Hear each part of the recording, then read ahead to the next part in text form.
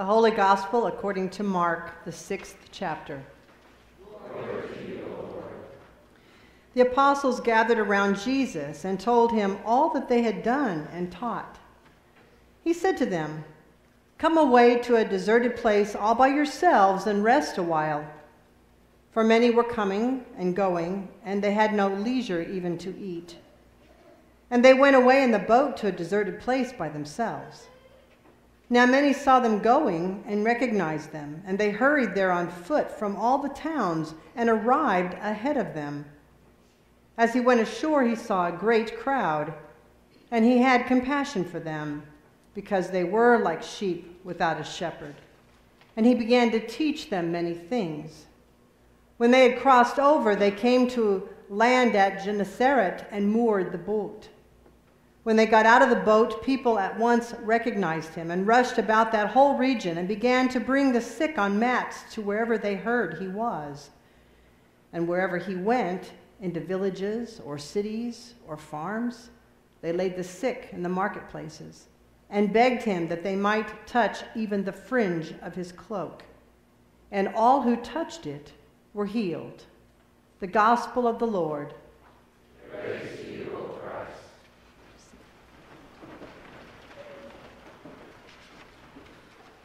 About a month ago, Pastor Stephen mentioned something to me about using this theme, how can we make space? And how did I feel about it? Well, I thought it was a great idea. And then I realized that he was mentioning it to me for a reason, that I would be preaching during this month and would also be considering this theme of how can we make space. So during that time, I became aware of every little commercial I saw somewhere or some posting on Facebook that had to do about distractions or finding space or what gets in the way. And I found myself reflecting on how I know I have been when someone asks me to do something, or could I do one more thing like that, or what I hear other people say when I ask them. And quite often we use this excuse, well, I would love to, but I just don't have the time.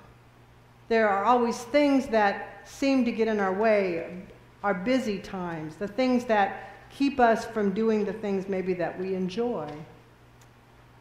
Then I looked at the passage for today and the theme, how do we make room for God when we're so busy? And my mind went immediately to distractions again. And I know that I get distracted. I'm in the house and I think I'm on my way to the kitchen to do something, and I get into the kitchen and I forgot what I went there to do, but I notice the coffee pot's on and I turn it off, and then as I notice that there's a mug there that needs to be emptied and then the sink's dirty, and then as I'm cleaning the sink, I think, I wonder about those, the bathroom. Do I need to go clean the bathroom? And I'm there, and then I wonder how I got there. I don't know if any of you ever experienced that. But then I also realized that distractions are not just an older age thing. They're not age specific. It happens to us like from babies to oldest. A baby whines, and we're digging for bottles and rattles and keys and whatever else we can find to keep that baby distracted so they won't cry or make a sound. A parent asks the child, "What are you doing?" And the child says, "Nothing," which they hope distracts the parent from asking more questions. Or how about a teacher who is easily distracted, and just about the time he or she is about to lay in front of you a pop test or give you a big homework assignment, someone says, "Hey, so how are your fainting goats?" And you know what happens after that. They get distracted. But I believe it's true to say that distractions are even more common. Distractions surround us every living moment.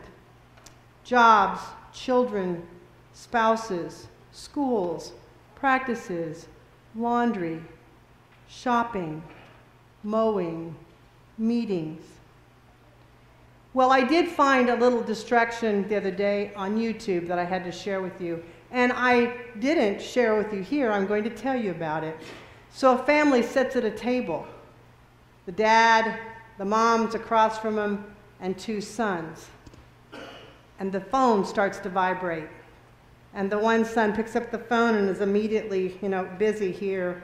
And pretty soon the other son's phone vibrates and he's picking it up and they're both sitting like this. And the dad's looking at the two of them going very, very upset and says, "Pass the salt."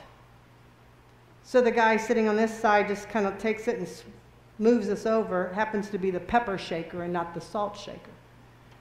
The dad looks at both of them again. They still haven't looked up or said anything. And he leaves the table. When he comes back, he has a manual typewriter. Some of you may remember what that sounds like. And so he, as hard as he can on those keys, and when it gets to the end of the carriage, he bangs it over, it always dings, right? And he types more. And it dings, and it dings, and those boys are looking at their father like that he has lost his mind. And they said, "What are you doing? Dad, what's wrong with you? Dad?" And they keep going on, and he keeps typing, and he keeps flipping that thing back. And finally he says, "Oh, I must have gotten a bit distracted." They put their phones down, and they had their meal together. That is kind of a comical way for us to look at it, but I believe that is true with our lives. These distractions that I mentioned before, they can get in the way, they can pile up, they can overcome us, and they can turn into worry, and they can turn into fear. I wonder sometimes why I worry about some of the things I worry about. I think someone once said, "Worry never changed a thing." Is that right? I think it's right. But am I right in saying that we all worry about a lot? I think it's right to say that we worry about a lot because we are afraid. We are surrounded every day by stories that fill us with fear. We had another story this week of a shooting in Chattanooga, Tennessee. There's no rhyme or reason to the stories that fill our news.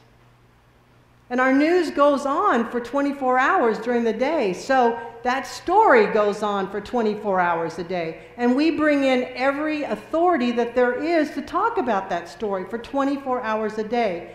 And what has that done to decrease our fear? Nothing. It has only created more fear because the story is still there. Now, is it to say that we should ignore the story?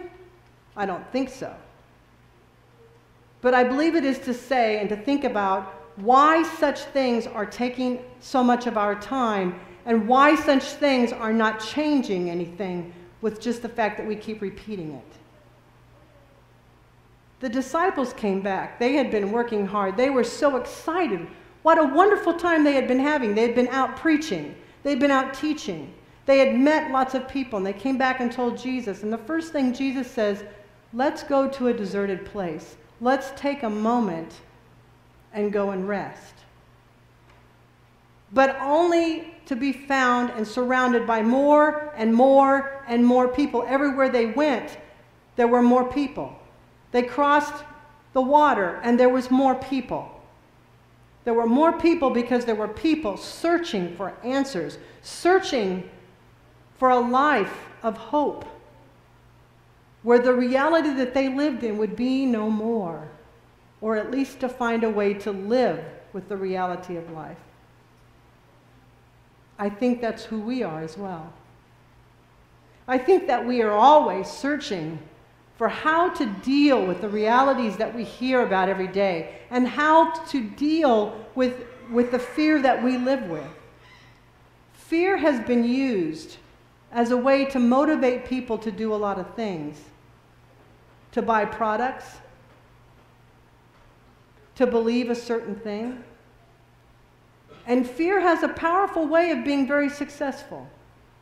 All we have to look is to think about the Holocaust. And why do you think that happened? There was a message of fear that said your life is only going to continue to get worse unless we put a stop to what's happening and forced the blame on a particular group of people. Fear has a way of controlling our thoughts and our lives. Our text today tells us that we need to be searching for places, for people, for things that can give us hope. Those things we worry about probably are not going to go away. But what we need in our lives is a way to how do we deal with it? How do we move forward with hope in our lives? With trust in our lives? How do we dare to build relationships with other people if all we do is live out of a life of fear? We have to have something to hold on to and to move forward. You know, I know of several of you, and there may be more than several, that absolutely have gotten to the point that you are afraid to answer your telephones. You are afraid to answer your telephones because all you ever get a phone call from, or it seems to, are people who want money, who want your name in some way or another, or who want to give you something, and you know that it's probably not a good thing. Now, I don't get as many of those, but not too long ago I was getting one, and it was on my cell phone, not on my home phone, it was on my cell phone, and they kept saying to me, "You have just become eligible for thousands of dollars in federal grants." Well, I was trying to make sense of that. I was actually giving my energy into trying to make sense of why someone would call me about that. When I sat there going, how does an individual get a federal grant and you're calling me on the phone about it? You know, and I was working way, way too hard on making sense of this phone call that I got. One day they called me and I said hello, and they told me the same thing, and I said, "Really? You have got to be kidding me." And the person went, "What?" And I said, "You have got to be, are you serious?" And I just kind of kept going on, and they hung up. Now that's a funny thing, and not necessarily one to be afraid of, but I've thought about that more often, and what I wondered about that was this. Maybe what we need to be giving our efforts to and our time to is to those changes of behavior that changes the way we react to certain things that we hear.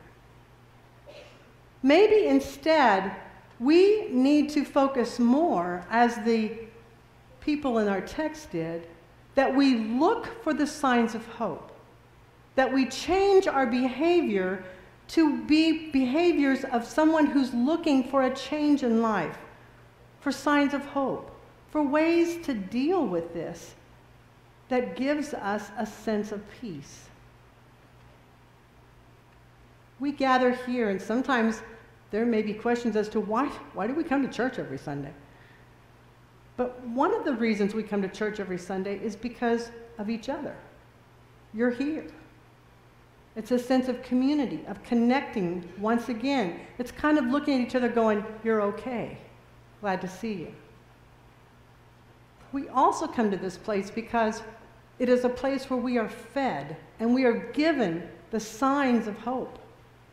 We're given the signs if we see that bowl of water there.